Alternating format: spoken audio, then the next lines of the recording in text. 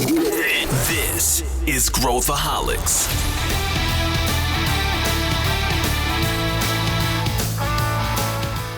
Olá, aqui é Pedro Van Gertner, sou o CEO da ACE e esse é Growthaholics, o podcast para quem adora inovação e empreendedorismo. A gente fala bastante de Open Innovation e hoje a gente resolveu mergulhar neste tema, entendendo o quanto inovação aberta evoluiu no Brasil nos últimos anos, como que ela está sendo praticada hoje e qual a nossa visão de futuro. Será que é importante?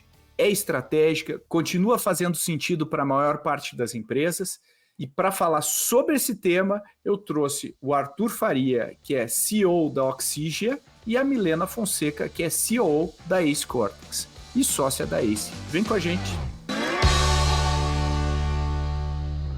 Estou aqui com Arthur Faria, que é o CEO da Oxygia. Tudo bem, Arthur? Tudo jóia, Pedro. Arthur, já vou te perguntar o que é Oxygia para você explicar para os nossos ouvintes aqui, mas antes apresento Milena Fonseca, nossa sócia aqui. Tudo bem, Mi? Tudo bom, Pedro? Muito bom estar aqui de novo com vocês. Já estou veterana de casa. A Milena, que um pouco frustrada, descobriu que tem uma obra agora na frente da janela dela que vai durar alguns anos, mas tudo bem, faz parte, essa é a vida. Comprou agora o apartamento em casinhas bonitas na frente, porque as casinhas se vão e surge um prédio na frente da sua casa. Essa é a dica. Faz parte. Arthur, para quem não conhece, explica para o pessoal o que é Oxygia, qual que é a origem e o que é aí para quem nos ouve. Vamos lá. A Oxygia é basicamente o braço de Corporate Venture Capital e Venture Builder da Braskem.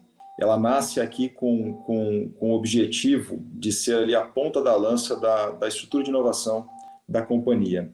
Nós temos um posicionamento pró-ecossistema, onde dentro de uma tese pautada pela sustentabilidade e transformação digital, a gente visa aqui ter um maior nível de comunicação e trocas com esse ecossistema de startups.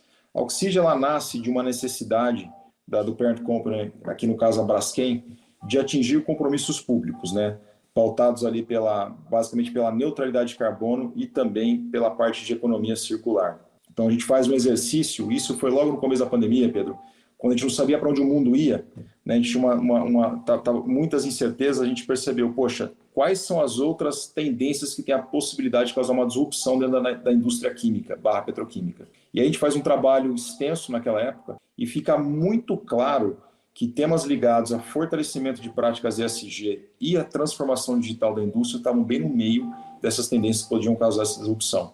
Dado isso, a Braskem vai lá, assume os compromissos públicos que ela tem, né, com o ecossistema, digamos assim, que é a redução em 15% da pegada de carbono até 2030 e a neutralidade até 2050, e produzir ali, no nosso caso, né, 1 milhão de toneladas de origem reciclada para a produção de plásticos até 2030. Bom, o Braskem vai lá, coloca isso de pé e Oxygia nasce dessa necessidade, não apenas de ajudar a Braskem a cumprir com os compromissos públicos dela, mas também para sanar uma série de dores que a companhia tinha internamente. E eu posso falar rapidamente de duas delas aqui, se me permitir, Pedro, que basicamente a gente tinha uma dificuldade tremenda de dar vazão para negócios que nasciam dentro de Braskem, para as ventures que nasciam ali dentro.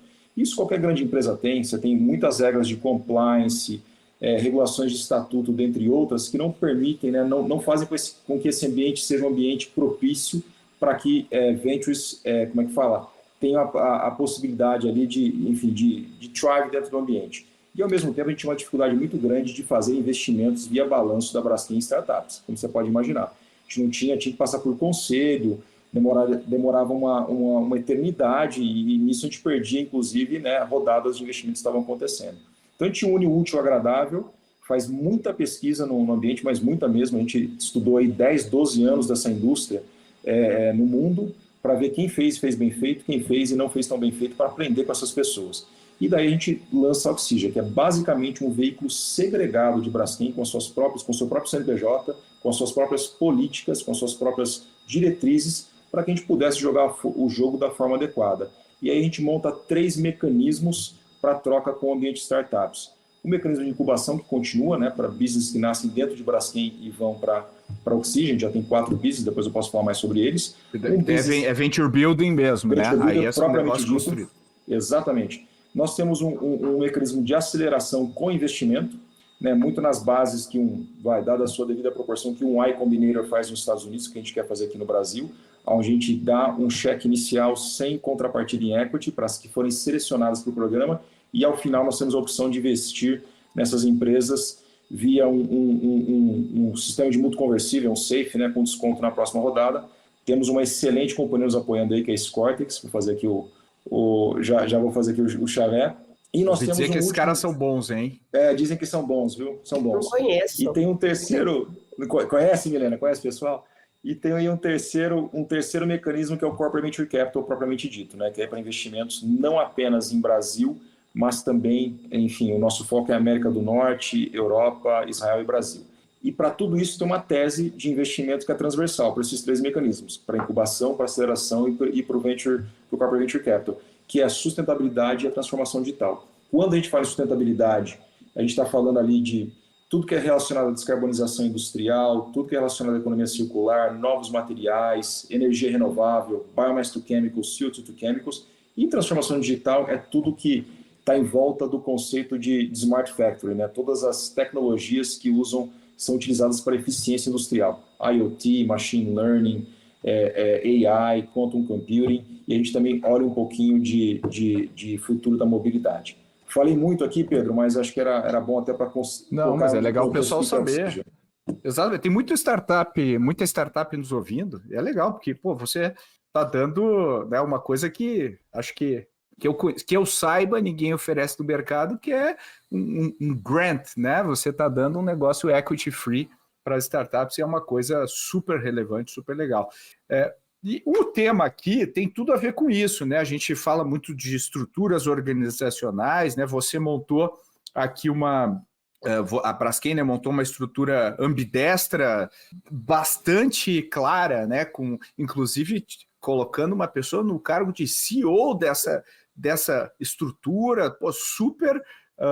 depois de todo o aprendizado que a gente teve, depois você falou, né, Arthur, dos caras que fizeram bem, dos caras que não fizeram bem, eu quero depois que você traga suas referências, quem que você acha que fez bem, mas no livro que eu escrevi há alguns anos atrás, Transformação Radical, a gente tem um dos meus capítulos favoritos, é o capítulo sobre a inovação aberta, que eu mais me diverti estudando, né, a história da inovação aberta. E é interessante que hoje, quando a gente fala de inovação aberta, a gente automaticamente associa a conexão com startups, né? É praticamente um sinônimo, só que não foi sempre assim. Se a gente tivesse falado de inovação aberta, que era bem menos sexy há 15 anos atrás, 20 anos atrás, a gente ia estar falando de programas com universidades, né, coisas mais atreladas a P&D e tudo mais. Embora ainda sejam feitos esses programas, eles não são, né, a prioridade. Até porque eu acho que muitos desses programas acabaram sendo, pelo menos no Brasil, fontes de recrutamento, né, para achar talentos no meio universitário, mais do que gerar propriamente a inovação. E quando a gente pega lá os conceitos clássicos de inovação aberta, a gente tem a inovação aberta de dentro para fora, que é quando eu tenho um produto, eu tenho alguma coisa e eu uso um parceiro para levar ao mercado, né? Um parceiro de fora para levar ao mercado. Esse é o exemplo, por exemplo, de uma empresa de bens de consumo que faz uma parceria com a Rappi para, né, começar a entregar os seus produtos direto.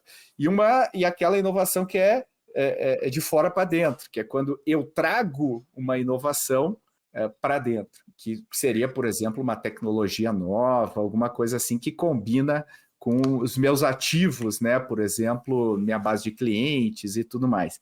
E eu acho que as startups, quando a gente fala de startup, pode ser as duas coisas, né? Ela pode ser um parceiro de fora para dentro e de dentro para fora. Agora, desde que a gente começou, a Ace tem 10 anos de mercado, né? 11 anos esse ano de mercado. E a gente viu toda essa curva da inovação aberta no Brasil se desenvolver, desde as pessoas que não tinham mais vaga ideia de como fazer, até as pessoas que tinham uma clareza muito, muito legal. E o que o Arthur está fazendo hoje, né, o que você está fazendo, constrói em cima de vários aprendizados, de vários anos de do que deu certo do que deu Sem errado. dúvida, Pedro. E eu acho muito legal. E aí, vou perguntar para a Milena aqui, como é que se você for identificar a inovação aberta, sei lá, de 6, 7 anos atrás para hoje, o que mudou, né? Quais são as diferenças? Depois quero ouvir o que o Arthur também pesca dessas mudanças. Eu acho que muita coisa mudou, Pedro. Quando a gente olha para essa inovação aberta, olhando lá, né, para 2017, 2018, pouco se falava sobre os resultados de negócio atrelados a essa inovação e muito mais se falava sobre como que eu posso conectar a minha empresa com o ecossistema de estudantes para atração, como que eu posso me conectar com frentes de P&D, como que eu consigo fazer experimentos ali com startups, muito mais para conhecer o ecossistema. Principalmente aqui falando no Brasil, lá fora a gente já tinha bastante resultados de negócio nesse sentido. E quando a gente vê hoje, um movimento que eu estou vendo que é muito interessante, que a gente sempre falou, né, Pedro? Só se conectar com uma startup, só se conectar com uma universidade, não necessariamente vai trazer um resultado de negócio. Eu preciso ter uma estratégia muito clara, eu preciso saber quais são as apostas. E mais do que isso, eu como corporação preciso ter humildade intelectual de saber que a startup ela é valiosa justamente por ela estar fazendo diferente do que o que eu faço hoje. E ter estruturas ambidestras como a Oxygen, como várias outras empresas têm, né? A gente tem Gerdau Ventures, Global Ventures e vários outros players que têm criado essas estruturas ambidestras, ajuda a empresa a falar, tudo bem, aqui é um lugar de experimentação. Eu estava conversando com um VP de uma indústria agro na semana retrasada e ele fez uma pergunta muito boa que é, cara, por que as empresas ainda não veem inovação como risco, mas P&D elas estão super dispostas a arriscar e proteger e garantir que lá na frente talvez a gente tenha uma grande mudança? Que eu acho que tem a ver um pouco com isso. É algo bem cultural das empresas. A gente aprendeu que P&D é legal, fez parte de todo o nosso desenvolvimento industrial até aqui, né? Só que agora a gente está falando de novos modelos de negócio, de novos canais, de novas estruturas e até novos mercados. E a gente acha que é muito mais fácil fazer isso do que um P&D. Mas não necessariamente, né? Então, eu acho que a principal mudança, até amarrando tua pergunta, Pedro, é esse foco em resultados muito maior e muito menos por FOMO e muito mais por eu ter essa estratégia, o futuro da minha empresa é esse e, portanto, eu vou me conectar com essas startups ou vou fazer um CVB, como o Arthur falou, ou eu vou pegar uma startup do meu portfólio e vou fazer essa startup se conectar com startups, porque vira algo cíclico, né? Se a gente pega as empresas mais inovadoras, elas nunca deixaram de se conectar com startups. O Airbnb, antes de ser o Airbnb, ele fez vários investimentos, várias aquisições de startups para ganhar tanto repertório, quanto estrutura de acqui-hiring, quanto novos mercados e canais. Então, é importante a gente ter essa, quase que uma malemolência para conseguir fazer esse relacionamento. Então, eu vejo essa principal mudança. E eu até caso aqui com a pergunta para o Arthur de quem são as suas referências, Arthur? Quem que você acha que fala, pô, esses caras aqui fazem com maestria esse trabalho, né? Perfeito. Não, eu vou até linkar aqui um pouco do que Milena trouxe, Pedro, e eu vejo hoje o CVB e o CVC como uma ponta da lança da inovação aberta. Né? O que mudou de lá para cá, né? Eu acho que a inovação aberta sempre teve uma dificuldade de mostrar resultado, e de fato é difícil. Né? E isso porque você está fazendo algo em que você está com uma base dentro da companhia e acessando o mercado de startups. Uma das coisas que a gente aprendeu, eu já volto nesse ponto, é que ficou muito claro para a gente, e foi a primeira lição, foi a nossa estrutura ela tem que ser segregada de Braskem. Porque por mais que você tenha uma prática de inovação aberta muito forte, a Braskem tem uma prática muito forte, com scouting pelo mundo inteiro, uma área com 7, 8 PhDs, gente na Alemanha, gente nos Estados Unidos, no Brasil, laboratório de biotecnologia, centro de tecnologia para apoiar dentro e fora do Brasil. Apesar disso tudo, a gente vê certas dificuldades, né, e certas condições de contorno que mesmo a área de inovação aberta não consegue meio como é que fala? Circunventa ali dentro da organização. Então faz-se necessário essa estrutura. Então por isso que a Oxygen ela nasce bastante apartada, né, da companhia, no sentido de seguir suas próprias políticas, seguir suas próprias diretrizes, para que a gente pudesse de fato fazer coisas que mesmo a inovação aberta não conseguia fazer. Né? Mas ao mesmo tempo a gente consegue usar a Braskem. Então a gente já consegue aproveitar o melhor dos dois mundos. Né? Tem aquele ditado que diz, olha, se a Braskem é um planeta, a Oxygen é um satélite. Só que se a gente chegar muito perto da atmosfera, a gente vai crash and burn. Se você ficar muito longe, você vai para o espaço sideral. Então você tem que saber qual que é essa distância que você usa, né, para poder aproveitar o parent company o máximo possível, né? O que a gente faz com isso é o quê? Qual que é a nossa sonda que desce até o planeta Terra e volta, né? O nosso Space Shuttle? É a área de inovação aberta. A inovação aberta, ela faz esse link entre a Braskem e a Oxygen quando necessário e faz com que a gente acesse o que a gente precisa dentro de Braskem e a gente consegue trazer para a área de inovação aberta também praticidades que ela não teria se não tivesse Oxygen, se não tivesse alguém que estivesse do lado de fora ali, né? Tem um ditado muito que a gente ouviu muito, eu ouvi muito durante o trabalho de benchmarking, Pedro, já engatando aqui com a sua pergunta, né? Quando a gente fala de Venture Builder, que a gente fala de inovação, para mim a referência é a BASF. A BASF, a Chemovator, que é o veículo de Venture Builder da BASF ali, de incubação, para mim é a referência.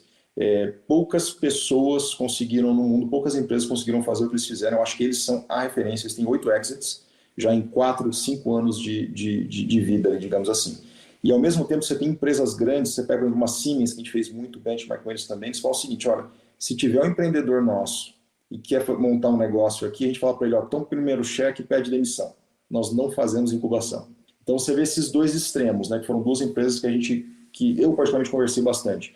A Siemens com a Next 47 hoje é uma referência no mundo de Corporate Venture Capital. E você tem a BASF, que é uma referência hoje em incubação / Venture Builder ali com a Chemovator. Então são dois extremos que cada um utiliza. Um quer fazer dentro de casa, o outro fala, não faço dentro de casa.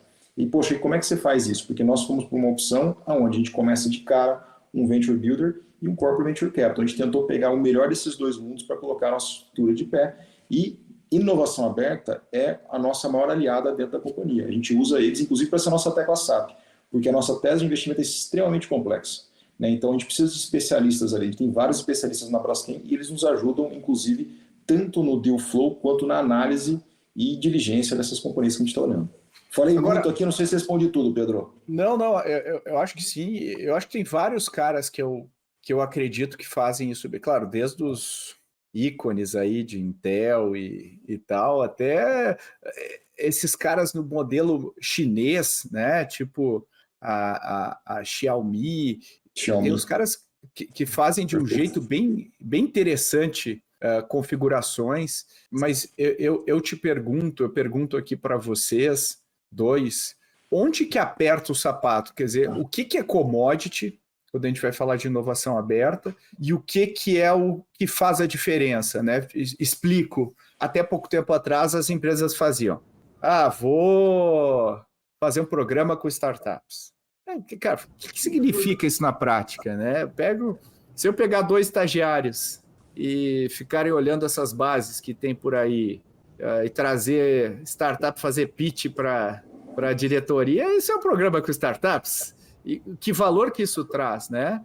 Versus o que é difícil mesmo se eu quero obter resultados concretos. E tu começou, né, Arthur, que eu acho muito legal, tu começou setando o desafio que te deram, né? Quer dizer, você não está lá para inovar aleatoriamente, né? Você tem que honrar um compromisso corporativo feito, você tem que trabalhar em cima disso. Então, você tem uma tese, né? um tema que você busca. Mas vou começar aqui pela Milena e o Arthur complementa. O que é commodity e o que não é commodity nesse mercado da inovação aberta, Mi? Eu acho que eu posso começar muito falando sobre programas de aproximação com startups. O que mais acontece, o que a gente mais vê são empresas que chegam para a gente e falam assim, Milena, quero que a Ace Cortex me ajude a se conectar com startups. Aí eu falo, para quê? Posso dizer que 50% das empresas não tem essa resposta. Por quê? Se conectar com startups, muitas vezes, até o próprio termo de inovação, muitas vezes é visto como algo amplo que atende muito ao FOMO do executivo, né? Poxa, eu sei que o mercado vai mudar, eu sei que a minha empresa, o ciclo de vida está diminuindo, o ciclo de produto está mais rápido, estou com FOMO, vou me conectar com uma startup. Mas é muito importante a empresa ter essa estratégia bem setada. Então, eu acho que o que é comoditizado são esses relacionamentos de aproximação com startups, que, diferente de players como a Oxygen, acaba ficando num nível muito transacional e raso ali e não consegue capturar as sinergias estratégicas. Eu acho que o grande pulo do gato, quando a gente fala de relacionamento com startups e inovação como um todo, é a gente entender que só ter uma base de startups, só ter uma lista de startups não vai resolver, porque, o mercado do Brasil é muito early stage. E aí eu falo como corporação, poxa, eu posso colocar meus executivos, eles vão dar mentorias para essas startups e com isso a startup vai crescer. Provavelmente não, porque o executivo está acostumado com o mercado as is. A startup trabalha o mercado to be. Eu posso pensar, poxa, eu vou colocar então essa startup no meu canal e aí ela vai crescer automaticamente. Talvez não, porque existe uma barreira. Eu estava conversando com uma empresa, em 2020, inclusive, mais ou menos na mesma época que surgiu a Oxija, de logística. E eles estavam falando assim, Milena, na época eles faturavam 10 milhões. Eles falaram, Milena, eu tô com uma dificuldade muito grande de entrar em grandes empresas, porque eu não tenho buy-in. Muitas vezes eu vou passar numa estrutura de compliance, de supply dessa empresa, e ela fala, não, aqui não. Você não vai conseguir, porque você não tem tantos carros de frota, porque você não consegue fazer esse trecho, e aí eu não consigo crescer. A própria estrutura burocrática da empresa não consegue crescer. E a gente desenhou um plano para que essa empresa conseguisse crescer, partindo de empresas menores e depois expandindo para empresas maiores. Hoje é uma empresa que fatura 1,5 bi, 3 anos depois desse primeiro papo. Então, quando a gente olha para esse movimento de mercado, eu, como corporação, eu preciso entender, como que eu vou agregar para essa startup? O que eu agrego estrategicamente? Que é menos do que, poxa, você vai conversar com o meu CEO ou com o meu CMO, e mais, existe algum canal que eu vou alavancar para essa startup? Como que eu vou conseguir ajudá-la a crescer? Porque para a startup, quando ela olha para a grande empresa, ela está olhando potencial de crescimento, volume de clientes ou dinheiro. É para isso que ela está olhando. E pelo lado da empresa, eu tenho que pensar muito sobre uma ótica de o que eu capturo de sinergia estratégica. Por que me relacionar com essa startup? É só por uma tecnologia que eu quero ficar de olho? Talvez não. Talvez eu queira estar de olho nessa tecnologia porque eu tenho uma estratégia por trás. Então, eu acho que o que ainda não é comoditizado, Pedro, é a gente pensar, em novas formas de investimento. Como que eu posso também, até a ideia da Braskem e da Oxija é bem legal por fazer esse vesting segmentado e colocar a grana na startup independente, né? Porque eu preciso entender quais são essas novas formas de crescimento. 2, como se eu for fazer uma aquisição nessa startup, como que eu não quebro essa startup pelo meu ego de assumir tudo e construir toda a organização. E 3, como que eu, organização, posso ter vantagens competitivas por ter essa startup nessa minha estrutura. E quando a gente fala da estrutura principal, né, e quando eu compro uma startup, eu invisto numa startup, o que não é commodity, mas é muito importante, é pensar que essas startups, elas também em algum momento vão ter que adquirir startups, também vão ter que se relacionar. Se eu pego o Airbnb, por exemplo, quando ele adquiriu a Tilt, que era uma grande proposta de rede social que estava surgindo no mercado e foi muito criticado por isso. Ele tinha um foco nisso. Ele queria usar isso para a comunidade de donos de casa ali, para conseguir fomentar essa comunidade, que é muito importante. Então, é sempre importante a gente ter um porquê por trás disso e como que eu vou conseguir extrair isso sem espremer a relação com a startup. Então, outra coisa que eu acho que não é commodity, Pedro, e que eu vejo como muito válida, e a Vibra faz muito isso, é como que eu pego uma startup, eu pego iniciativas internas e, de repente, eu crio coisas novas em conjunto com elas. Ou entre duas startups, eu aumento o mercado deles. Porque aí eu consigo capturar sinergias, mas, ao mesmo tempo, alavancar e aumentar o tamanho de mercado dessa startup. Que é legal quando a gente pensa em startups investidas e adquiridas que podem, juntas, virar um negócio muito maior e muito mais potente do que elas seriam separadas, né? Do meu lado aqui, lembrando aqui o que é commodity e não é commodity. Pensando como corporate, acho que tem duas perguntas que o corporate tem que responder, né? E para fugir um pouco, o que a Milena comentou, que é o FOMO, né? Primeiro tem que saber o que quer e tem que estar preparado para fazer negócio com a startup. Tem aquele velho ditado, né? E eu fiz isso dentro da Braskem. Se a gente está preparado para tratar com startup, a pessoa estamos. Eu falei, então foi o seguinte, tenta fazer uma contratação no serviço de startup, então. Vê se você consegue fazer isso em menos de um mês. Em 6 não saiu. Então, por quê? De novo, o ambiente não é propício para isso, né? Você está, de um lado, você tem uma startup que mal tem um back-office, do outro lado, você tem uma empresa que está pedindo até, o nome do primogênito do cara ali, junto com a certidão de nascimento. Enfim, você não passa nos critérios objetivos ali para ser um fornecedor. Isso é impossível. Então, acho que a empresa tem que estar preparada para isso. Acho que esse é o primeiro ponto. Né? No nosso caso, o que a Oxija faz, né? E isso, lógico, junto ali com o Braskem. Primeira coisa, se a gente vai investir numa empresa, a primeira coisa que a gente pede que eu falo dessa empresa me fala qual é o seu wishlist. Se a gente conseguir ajudar, a gente investe. Se a gente não conseguir, a gente não investe. Primeiro ponto. E aí vem um ponto em que CVCs no passado bateram muito cabeça e isso foi ruim para a indústria. Prometeram e não entregaram. Não, eu prometo que eu vou abrir portas, que você vai usar minha área para isso, para aquilo. E tem uma diferença... Muito comum, né, Arthur? Muito comum. Tem casos e casos. A Panasonic é um caso emblemático nos Estados Unidos, no Vale do Silício, que fez isso e não deu muito certo e estão remediando até hoje. Então, a gente estudou muito isso também. Então, o que a gente faz do nosso lado? Né? Eu gosto de dizer sempre que tem uma diferença muito grande entre o alinhamento e o comprometimento do parent company com iniciativas de Corporate Venture Capital e Venture Builder. E nós temos não apenas o alinhamento, mas o comprometimento. Como é que nós fazemos isso no nosso caso? Todo mundo está alinhado. Todo mundo quer ver a iniciativa de Oxygen dar certo, assim como todo mundo quer ver as iniciativas de Corporate Venture Capital em outras empresas darem certo também. Mas, quando você chega no dia a dia, você precisa do apoio de um diretor que está com 1001 problemas na mão e está rodando uma roda gigante e vem uma startup desse tamanhozinho e tenta falar com ele, a realidade é outra. Então, como é que a gente conseguiu o comprometimento do nosso lado? Nós colocamos para determinadas lideranças dentro da Braskem e suas verticais uma meta que conta para pagamento de bônus dele no final do ano apoiar o Oxygen e, por consequência, o portfólio do Oxygen. Então, e quem dá a nota dessa meta deles sou eu, é a Oxygen. Então, a gente consegue ter o comprometimento deles. A proposta não é ser como a indústria da multa, né, que você educa pela multa, não é essa a proposta, mas nos ajuda a ter, de fato, o comprometimento do parent company. Isso ajuda a gente, de fato, não ser um commodity. Né? Aquela coisa, não, vou ajudar. Ah, mas vai ajudar mesmo? Como você vai ajudar? Então, o que a gente faz do nosso lado? A Oxygen em si tem 15 pessoas. Então, a gente tem ali especialistas de marketing, de RH, de finanças, desenvolvimento de produto, you name it. Né? O que precisa?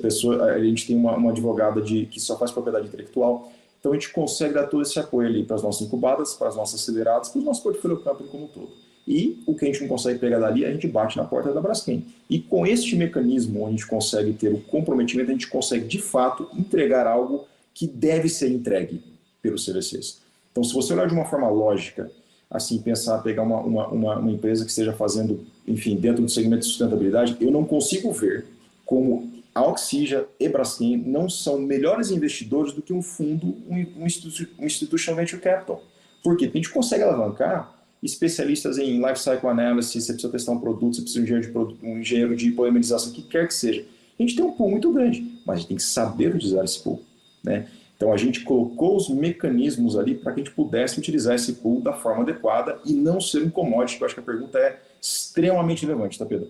Pô, como é que você não vira aquela mesmice? Pra você ter uma ideia, o nosso programa de aceleração, que a gente tem um super parceiro aqui, falo novamente, dá um trabalho extraordinário. Eu tenho certeza que dá um trabalho muito grande para vocês também, Pedro, dentro da Scortex. Por quê? Porque a gente quer o melhor para as nossas aceleradas ali. Eu vou dar um exemplo. A gente teve 324 inscritos no nosso programa, foi um sucesso. A gente chegou em 6 finalistas que a gente selecionou. Poxa, tem outras empresas fazendo programa de aceleração agora. A gente falou o seguinte, pessoal, a gente não selecionou essas aqui, mas são empresas boas. Vê se vocês querem alguma coisa com essas empresas. A gente pegou empresas que não passaram ali, a gente teve o cuidado de não apenas ser assertivos com as que a gente selecionou, mas as que a gente não selecionou também. Pô, como é que a gente ajuda esse cara aqui? Ó, não serve pra gente, mas conecta com fulano de tal, coloca com essa área da Braskem, com aquele cliente da Braskem, com aquele outro CVC. A gente teve essa preocupação. É tão importante as que entraram quanto as que não entraram. Para a gente criar essa comunidade. A gente pegou, olhou tudo que o Braskem Labs fez no passado, nos últimos 8 anos, resgatamos a comunidade inteira, coisa que a Braskem não estava fazendo. De novo, uma empresa muito grande, muita coisa, a gente foi lá e falou, não, vamos olhar isso daqui. Recriamos esse ecossistema, digamos assim. E a gente, poxa, coloca coisas lá, vamos fazer um evento, chama o pessoal. A gente fez o convite para falar, pessoal, nós somos convidados para falar no Web Summit em Lisboa, e a gente está levando uma das nossas incubadas foi convidada também, a gente abriu isso para toda a comunidade, para o pessoal se inscrever, vai junto com a gente, via Apex. Então, assim, a gente tenta fazer o máximo que a gente pode, para, de novo, não ser uma commodity, como você colocou, tá, Pedro? Não é fácil. Eu acho que é muito fácil você fazer um programa, você terceirizar o programa, ou fazer um FOMO ali, né, aquele fear of missing out danado, todo mundo está fazendo, tem que fazer alguma coisa, mas você de fato olhar, estar preparado e olhar e fazer a diferença é um caminho muito diferente e muito mais complexo. Eu concordo, eu acho que eu gostei desse ponto do alinhamento de incentivos para que isso aconteça. Você, que é um Growthaholic de carteirinha, quer ficar sabendo na hora que um novo episódio vai para o ar, direto no seu WhatsApp? Se a resposta é sim, então entra na nossa rede de transmissão via WhatsApp. É o alerta mais rápido que você vai receber sobre o nosso podcast e outros temas importantes. E você pode compartilhar esse link com quem você quiser. essa é a hora de convencer aquele seu amigo ou amiga a ouvir o podcast. É gratuito e feita com muito carinho para você. Te vejo lá. E uma coisa que eu vejo muito em programas de inovação aberta é projetos que morrem de inanição, né? Tem, obviamente, o problema do projeto que tem que ser encerrado e fica lá, não é encerrado, mas eu acho que tem projetos que morrem de inanição, quando a gente vê venture building ou parcerias que são feitas. Muitas empresas vão até a página 2 com essa parceria, mas na hora que precisa escalar, que precisa colocar mais recursos, que precisa colocar prioridade, ela começa a barrar em obstáculos internos para que isso aconteça, né? A diretoria comercial fala, pô, desculpa, eu tenho uma meta para bater, não posso ficar. E aí, quando você alinha os incentivos, quando você amarra isso de uma maneira eficaz, existe uma probabilidade maior de você conseguir ver essas inovações ganhando a luz do dia. O Arthur falou de muita coisa interessante em relação a como modelar, né? Mas e ele falou uma coisa muito interessante, né? Ele falou, olha, eu fiz uma seleção, né? Tem até o desperdício sendo evitado na seleção, né, Arthur? Eu fiz uma seleção de empresas, tá aqui, ó, usa porque, faço bem para os caras, né, ajuda o meu ecossistema como um todo, porque inovação aberta não é só com startup, inovação aberta também é com outras empresas, e o ponto que eu tenho aqui para te perguntar, para a gente explorar a gente tem visto recentemente no mercado também um apetite maior das empresas para trabalharem com outras, não necessariamente pares do mercado, mas empresas que podem criar negócios juntos e tudo mais, não necessariamente envolvendo startups. Como é que você vê essa tendência? E também, depois eu queria ouvir o Arthur um pouco nisso, de formar parcerias de inovação. A gente sempre fala, Pedro, que quando a gente olha principalmente para o planejamento estratégico agora das organizações, eles estão muito focados no trabalho como um ecossistema. Não só a aposta em um business específico, mas como eu crio um ecossistema que se potencializa em si e consegue gerar mais valor. Um negócio para o outro, na visão de flywheel, e também para o mercado, né? Então, quando eu olho para as organizações hoje, existem duas formas delas criarem seu próprio ecossistema. Baseado na cadeia de valor, que é, por exemplo, se eu pego a cadeia da área de saúde, tem 7 players em toda essa cadeia de valor, ou baseado nessa jornada do cliente, que, por exemplo, empresas de mídia optam por olhar para essa jornada do cliente. Então, quando eu olho para esse desenho estratégico e essa aproximação como um todo, muitas empresas estão saindo só do seu core business e olhando para adjacências. E na adjacências, existem outras empresas consolidadas que já fazem isso. Aqui dentro de Cortex, a gente olha sobre 3 óticas para definir a importância de uma parceria, ou de se fazer com startups, ou de se criar um negócio sozinho, que é um vertical de timing. Então, como que está o timing do mercado em relação a essa solução? Se a gente pega, por exemplo, Uber, lá atrás, quando lançou, o mercado era super incipiente, eles criaram essa demanda. Então, como que o mercado já está em relação a isso? 2, qual é o readiness que a organização tem para criar isso? Então, por exemplo, uma empresa que não tem esse readiness, provavelmente é muito melhor ela se conectar com uma startup, porque até ela se preparar, conseguir começar a organizar os KPIs, o alinhamento de incentivos que o Arthur falou, a estratégia, provavelmente ela já perdeu a onda de mercado. E um terceiro indicador que a gente olha é o unfair advantage.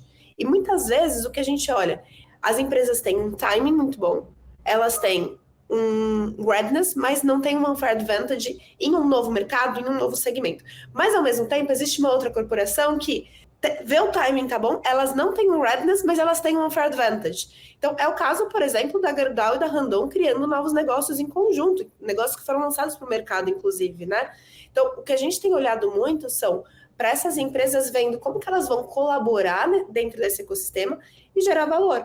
Por exemplo, a Juntos Somos Mais, que potencializa as vendas da Gerdau, Votorantim e Tigre, que são empresas que você fala no primeiro nível podem concorrer. Mas quando a gente olha com o relacionamento com o varejo, que é para qual a Juntos Somos Mais foi criada, elas ainda tinham um pilar que precisava ser endereçado. E é legal quando você junta mais de uma empresa, porque você consegue trabalhar uma governança mais apartada da estrutura da empresa. 2, porque o bolsão de dinheiro fica muito mais simples de ser acessado. Então, quando eu olho é muito difícil que uma empresa consiga ter o capital total para bancar uma iniciativa do começo até o fim. Porque muitas vezes não vai trazer retorno no curto prazo. Quando a gente fala de um novo negócio, a gente fala, se ele for adjacente ao negócio principal, retorno em 3 anos. Quando a gente olha negócios que são completamente horizonte 3, a gente está falando de 5 a 7 anos para ter um retorno. Por exemplo, a Ambev. Compartilha o risco, né, Mi? Compartilha o risco e orçamento. A Ambev demorou 8 anos para que o Zé Delivery conseguisse ter um break-even e conseguisse ter a relevância de mercado que tem hoje. Então é legal a gente olhar para isso, compartilhar esse risco, e mais do que isso, Pedro, compartilha o bolsão de dinheiro também. Então, poxa, ao invés de eu ter que investir 9 milhões de cara, eu vou investir 4, a empresa vai investir 4, pega um outro que vai investir 1 milhão, e a gente vai junto nesse negócio.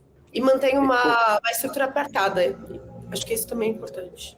Como é que você vê, Arthur? Você vê essa sendo uma avenida pouco explorada, ainda subestimada? Você vê um caminho? O que você vê existem barreiras culturais, você acha, para que esse tipo de parceria aconteça? Eu acho que sim. Eu acho que parcerias são essenciais.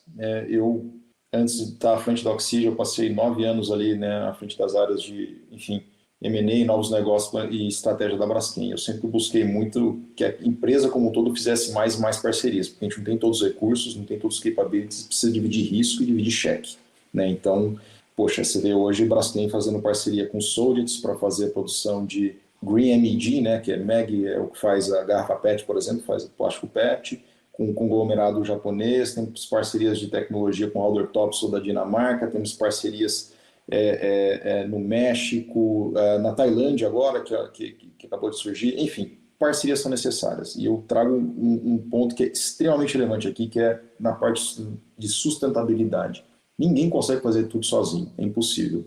Eu vejo algumas iniciativas, quando eu vejo assim, mercado financeiro falando que está trabalhando em termos de sustentabilidade e que estão chegando, estão conseguindo equacionar as suas emissões, é uma coisa muito simples, mas você precisa da ajuda da indústria. Porque o conhecimento científico está na indústria. E se você não tiver isso daqui junto com essas iniciativas de, por exemplo, mercado financeiro, você não consegue. Então é algo que eu bato bastante esse ponto com o pessoal do CUL, por exemplo. Poxa, tem um novo hub ali de ESG, você tem que chamar a indústria, tem que chamar vários players, porque ninguém tem a solução sozinho. Quando você pensa em economia circular, você pega a Braskem, tem uma necessidade que é o plástico, e você tem a Klabin, que tem o papel, a CBA, que tem o alumínio, e assim por diante. Se você não unir todo mundo para tentar solucionar essa questão de resíduo, você não consegue. Porque um só não fecha conta. Eu sei que a gente já fez isso inúmeras vezes. Então, parcerias são extremamente necessárias, não tem outro caminho a ser seguido. A gente vê isso lá fora, está ficando cada vez mais comum. Aqui, acho que no Brasil ainda existe um pouco, na tua provocação, Pedro, acho que tem um pouco ainda de, poxa, mas essa empresa, mas aquela empresa, um é concorrente, ou tem material substitution de um lado para o outro. Então, acho que a gente quem manda, quem não manda. Exato. Tem um caminho que nem... durante muito tempo ali ficou essa discussão de... Bom, estava na área de M&A antes, ali era tudo isso aí, né? Você quer tudo, você quer o direito de preferência, você quer ditar tudo ali, você quer... Enfim, tem que ter uma cabeça diferente, né, para isso. Eu acho que essas iniciativas como a Oxygea ajudam com isso, não tenho dúvida, mas as empresas precisam colaborar mais, especialmente para temas como sustentabilidade, que ninguém consegue fazer tudo sozinho. Tem uma parte que tem um conhecimento e outra parte que tem outros recursos que são necessários. Então, eu vejo como uma necessidade absoluta, as parcerias, elas estão acontecendo cada vez mais, mas o Brasil tem muito mais potencial para isso. Tem muita empresa aqui que é referência no seu segmento e que precisa juntar com outras empresas de outros segmentos para fazer isso. Eu sempre costumo dizer isso, poxa, se eu estiver olhando uma oportunidade que tem tecnologias de fermentação, eu quero falar com a Raízen. Se eu estou olhando uma oportunidade que tem tecnologias relacionadas à lignina, eu quero falar com a Suzano. Então, assim, se tiver alguma coisa do ponto de vista químico, eles têm que falar com a gente. Então, eu acho que tem as suas necessidades no mercado para que a gente faça isso e atinja chega onde todo mundo precisa chegar. Do contrário, nós vamos gastar mais tempo, mais dinheiro e não vamos sair do lugar. Acho que esse é o ponto, né, Arthur? Como que a gente anda mais rápido. E o Brasil precisa andar mais rápido, porque a gente está muito atrás. Então, se a gente não correr, a gente fala, pô, VC, mercado de tech, mas se as empresas incumbentes, grandes brasileiras, não forem agressivas nessa pauta, a gente vai ficar para trás como economia, como nação, nos próximos anos, o advento da inteligência artificial, tem tanta coisa, então a gente tem que ser agressivo na perseguição, né, dessas metas. É só a gente comparar a Bolsa Americana com a Bolsa Brasileira, que nos últimos 10 anos teve pouquíssima movimentação, posto que a Bolsa Americana virou de ponta cabeça nas empresas mais valoradas versus menos valoradas, né? É isso aí. Eu acho que esse é o ponto. Para a gente encerrar aqui a nossa discussão, eu queria fazer um exercício de futurologia com vocês, né? Com tudo isso que a gente falou, com as tendências de inteligência artificial e tudo mais. Qual que é o futuro da inovação aberta? O que vocês projetam assim para frente quando a gente fala desse tema, em termos de tendência? Que curvas vocês estão apostando?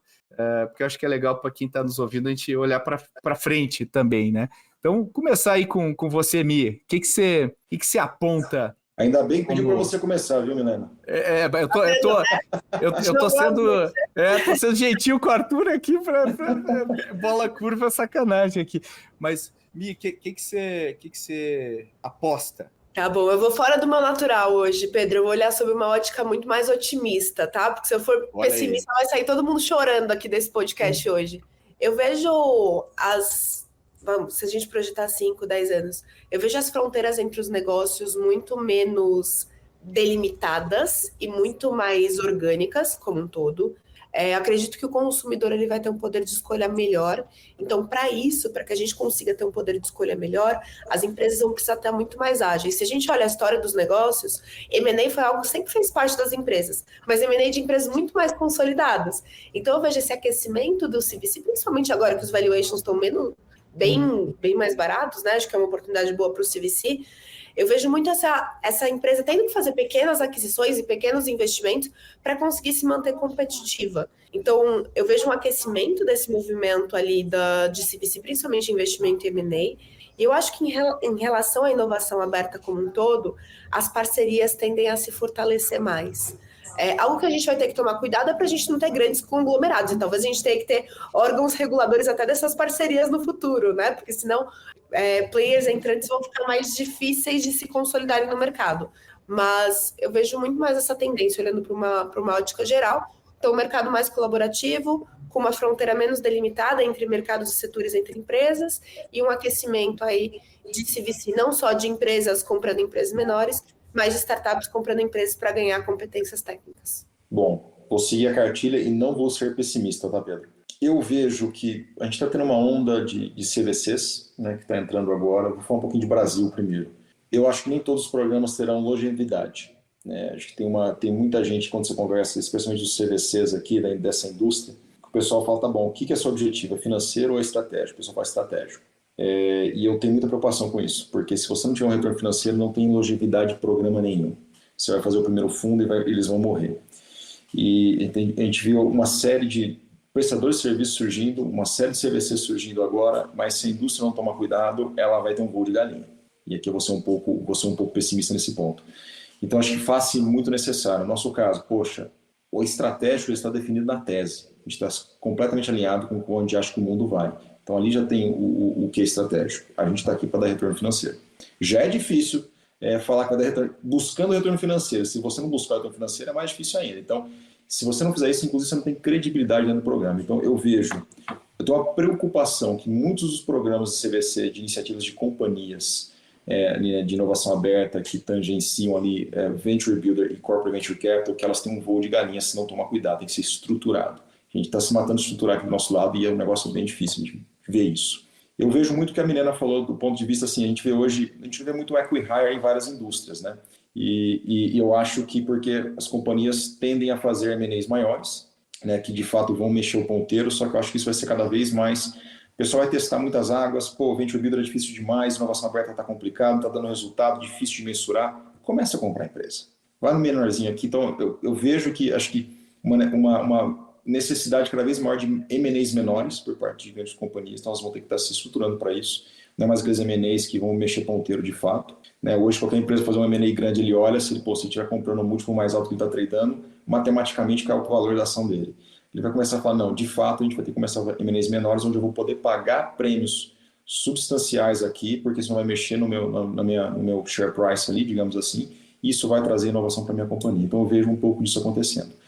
E eu vejo todo o resto, né, assim, aquém de América Latina, o pessoal cada vez mais colaborativo. Colaboração no Brasil também, não tenho dúvida disso, vai ter mais, mas lá fora cada vez mais colaborativo. Competições, eu dou um exemplo, a gente montou a Oxygen, competidores de Braskem vieram falar com a gente, vieram falar comigo. Como é que a gente faz coisa com vocês? A gente quer entrar na América Latina, mas a gente tem que ter um parceiro local. A gente não vai colocar, porque a gente sabe que o Brasil é para profissional. Bom, eles mal conhecem a Argentina e o México, né, que não é muito fácil também, posso dizer aqui. Mas eu vejo essa competição acontecendo cada vez mais lá fora. Eu acho que ela pode chegar de um certo ponto com o Brasil, mas não com tanta veemência como vai ter lá fora. Acho que no Brasil a gente tem que ter uma preocupação muito grande com esse movimento agora, de fazer um movimento bem estruturado para que essas iniciativas, de novo vou usar o termo, não tenham um voo de galinha aqui e que elas se concretizem, sedimentem aqui para fazer parte do ecossistema de inovação brasileiro. E a gente tem que apoiar o empreendedorismo científico. O Brasil não tem. Gente, não tem hardtech no Brasil. Eu sei, é a nossa tese. É uma dificuldade tremenda. A gente tem que dar esse incentivo de alguma forma, né? Isso é importante. Se a gente não fizer isso, nós vamos ficar para trás em tudo comparado com o resto do mundo. Essa é a minha visão. Fui mais pessimista do que eu imaginava, viu, Pedro? Ainda bem que a Milena foi mais otimista que eu. Eu tentei não ir pessimista também, Arthur, tentei. Não, eu concordo com vocês dois, e eu adicionaria que eu acho que a gente sabe cientificamente, comprovadamente, que o tiro não vai vir de quem você acha que vai dar o tiro, né? Então, se você é um grande banco de varejo, provavelmente o tiro não vai vir do seu concorrente grande banco de varejo, né? A gente já sabe, historicamente, a estrutura da indústria que é afetada por um agente externo, né? A gente vê, por exemplo, ontem mesmo a gente estava falando, poxa, a gente está vendo a greve lá do Hollywood, né? Os caras estão preocupados com AI e com modelo de negócio. Qual que é o problema? O streaming não paga quanto pagava o modelo anterior. E a gente tem players como a Amazon e a Apple, cujo streaming não é um negócio onde eles buscam necessariamente a lucratividade. Então, é um race to the bottom quando a gente começa a concorrer num determinado mercado. Ou seja, um cara de fora entra e mexe com a dinâmica daquele mercado. O mesmo, eu tenho certeza, invariavelmente vai acontecer no Brasil. E a gente tem que estar preparado para absorver coisas que são adjacentes, que são análogas ao nosso mercado, mas não necessariamente são o nosso mercado, e estar abertos a isso. O problema é uma questão de mentalidade ainda, como o Arthur abordou, da gente entender que isso não é um talvez, né? Isso é uma certeza. Alguns mercados isso vai chegar muito mais rápido, está chegando, já vemos, outros vai demorar um pouco mais. A questão é, temos que nos preparar e correr agora, antes que seja tarde, porque se alguém for fazer isso, eu quero que seja uma empresa brasileira operando aqui e com talento brasileiro, e acho que esse é o desafio aí que todos nós temos em relação à inovação. Bom, falamos de muita coisa aqui e eu acho que quem gosta de inovação aberta, quem gosta de inovação como um todo, tirou vários insights, e eu queria agradecer aqui, Arthur, obrigado pela tua participação. Já deixo aqui, se você quiser deixar, né, uma porta para startups que queiram de alguma maneira se conectar com vocês, já por favor, já diga como fazer. Claro, pessoal, mas primeiro, te agradeço aí de antemão. Não, primeiro eu que agradeço aqui pelo espaço, pela oportunidade, Pedro, Milena, prazer estar aqui com vocês. Com relação a nos contactar, muito fácil, pode ser via o nosso website, LinkedIn, gente, hoje em dia é muito fácil, né? Arthur Faria, arthur.faria@oxygen.com, meu e-mail, à disposição. De novo, a gente tem uma preocupação muito grande com o ecossistema. A gente está aqui para o ecossistema. Então, se tem alguma oportunidade dentro de sustentabilidade e transformação digital, vem falar com a gente vai estar mais que abertos aqui para, no mínimo, fazer um bom bate-papo. Boa, e obrigado, Milena, pela sua participação e da sua cachorrinha neste episódio. Obrigada, eu e a Manu adoramos participar. E parabenizar também o Arthur pelo trabalho incrível que vocês estão fazendo no Oxygen. Com certeza vocês vão colher em breve grandes frutos aí de toda a estrutura que vocês desenharam. Então, muito obrigada, Pedro. Boa! E aí, gostou desse episódio? Tirou insights? Se você tem comentários para fazer sobre esse tema ou qualquer coisa relacionada ao Growthaholics, usa essa caixinha de comentários do Spotify e deixa a sua opinião. A gente adora ler a opinião dos nossos ouvintes porque ajuda a gente a melhorar, ter novos insights, interagir com quem está lá ouvindo toda semana o Growthaholics. Muito obrigado e, aproveitando que você ouviu esse episódio até o fim, invista 30 segundos do teu tempo para compartilhar esse episódio nas suas redes sociais ou grupos do WhatsApp, diretamente para pessoas. A gente agradece muito a sua contribuição com o crescimento deste podcast. Valeu e até a próxima.